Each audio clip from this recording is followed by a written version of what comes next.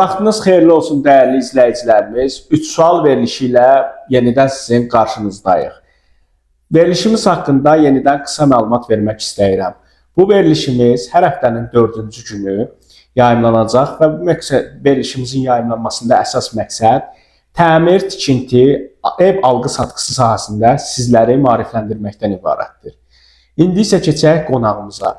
Bugünkü qonağımız əmlak məsələləri üzrə mütəxəssis, uzun illər bu sahədə təcrübəsi olan Pərviz Əliyevdir. Pərviz Əliyevi studiyamıza dəvət edirik. Pərviz müəllim, xoş gəlmisiniz. Çox sağ olun. Təkrarən xoş gəlmisiniz Pərviz müəllim. Çox sağ olun. Minnətdaram. Pərviz müəllim, sizə aktual suallarımızı ünvanlayacağıq bu günləri. Müştəriləri ən çox narahat edən suallardan biri də budur ki, müştəri ev alarkən nələrə diqqət yetirməlidir ki, aldanmasın? Müştəri ilk öncə ev alarkən mənzilin sənədlərinə diqqət yetirməlidir. Mənzilin çıxarışı, texpasportu, sənədləri qaydasında olmalıdır.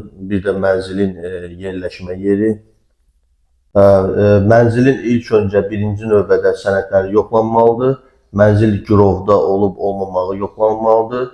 Sənədlər qaydasında olandan sonra mənzil alan müştəri beh müqaviləsi yaza bilər. Aydındır Pərviz müəllim, çox sağ olun. İndi isə keçək ikinci suala. Bu çox aktual sualdır.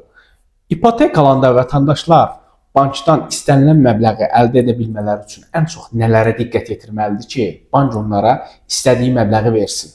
İlk öncə Şəhriyar bəy, deməli, müştəri ev alarkən birinci növbədə mənzilin çıxarışı olmalıdır. İpoteka vasitəsilə əgər mənzili alırsa. Bir də çıxarışda qeyd olunan kvadrata görə bank ümumi məbləğ ayırır. Bir də birinci və sonuncu mərtəbəyə daha az məbləğ ayrılır. Əsası odur ki, deməli, bank müştəriyə ipoteka ayırırsa, onun əmək haqqısına baxacaq.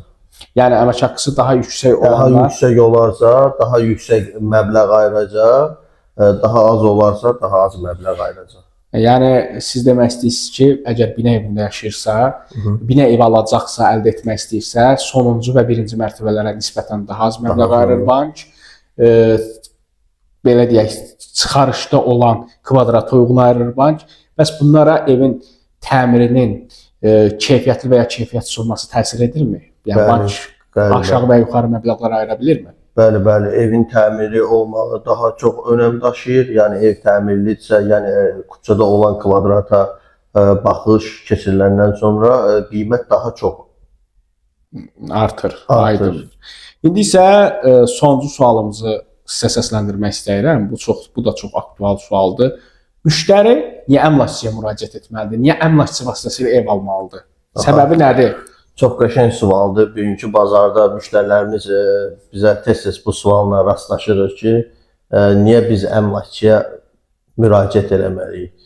İlk öncə düzgün bir əmlakçı seçməlidir müştəri ilk öncəki. Yəni o müştəri əmlakçı onun belə deyim, ev alarkən birinci evin sənədlərin yoxlasın, tam qaydasında olmağını bilsin. Ondan sonra müştərinin vaxtı boş yerə hədər getməsin. Əmlakçı ona daha çox uyğun variantlar axtarıb tapsın. Bazarın qiymətini araşdırsın. Harda, hansı ərazidə evlər daha münasib qiymətə varsa əmlakçı ona tapsın. İlk öncə birinci növbədə əmlakçı sənədləri tapır, yoxlayır, qaydasında olduğu üçün olandan sonra müştəriyə həmin mənzili təqdim edir. Aydındır. Çox sağ olun Pərviz müəllim. Çox sağ olun Şəhriyar bəy. Bugünkü qonağımız daşınmaz əmlak sahəsi üzrə uzun illər təcrübəsi olan Pərviz Əliyev idi. Növbəti görüşlərə dək.